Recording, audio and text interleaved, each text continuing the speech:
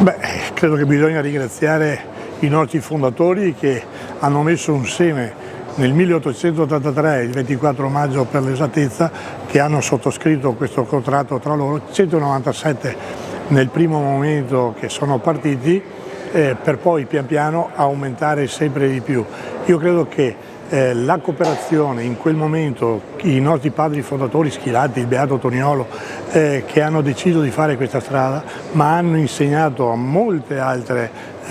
cooperative di nascere, compreso le banche cooperative, le banche di credito cooperativo, ma non solo, ce ne sono altre, le latterie turnarie, hanno imparato a mettersi assieme, perché soltanto che fanno gruppo e mettendosi assieme si può raggiungere determinati obiettivi. Poi si sta parlando di tempi in cui l'industria non esisteva, c'era una povertà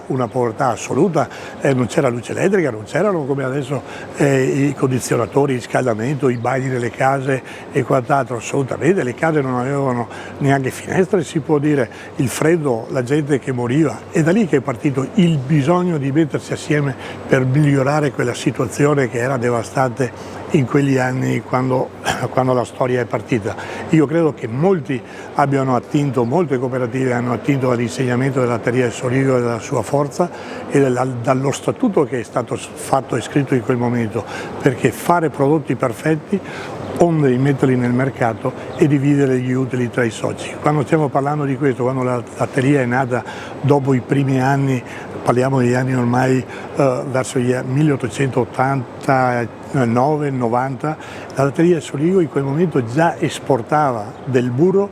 addirittura anche in Spagna, in Egitto. Questo è quello che la storia dice, e in altri paesi, Costantinopoli, in altri paesi fuori da questo territorio, il bisogno che c'era di avere questo prodotto, e da lì è stato un insegnamento per tutti, per quelli che volevano migliorare la propria, guardando la latteria, migliorare la propria situazione, le proprie situazioni. Io credo che sia stato un seme non solo per la latteria, ma sostanzialmente per la collettività di questo territorio e non solo. 140 anni di storia, buon compleanno alla latteria di Soligo, una realtà importantissima per il nostro territorio, ma non solo per la provincia di Treviso, ma devo dire che è una realtà importante per tutto il Triveneto e non solo. Qui si respira la storia, qui c'è stata la storia e qui si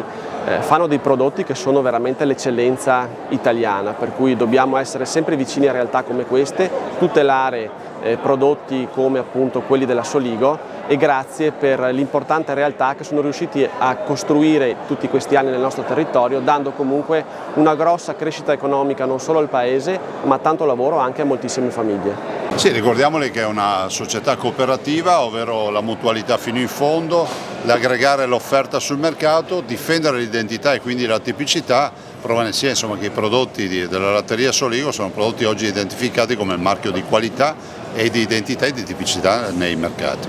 Ma guardi, ci sono tante persone che vorrebbero dimenticare l'agricoltura e trasferire tutte le produzioni agricole alle industrie. Si parla di carne sintetica, si parla ovviamente di tanti cibi Frankenstein food e quindi cibi di laboratorio, ma questo non è il futuro, soprattutto in un contesto come quello veneto che ha 350 prodotti tipici e la tipicità la conosce fino in fondo.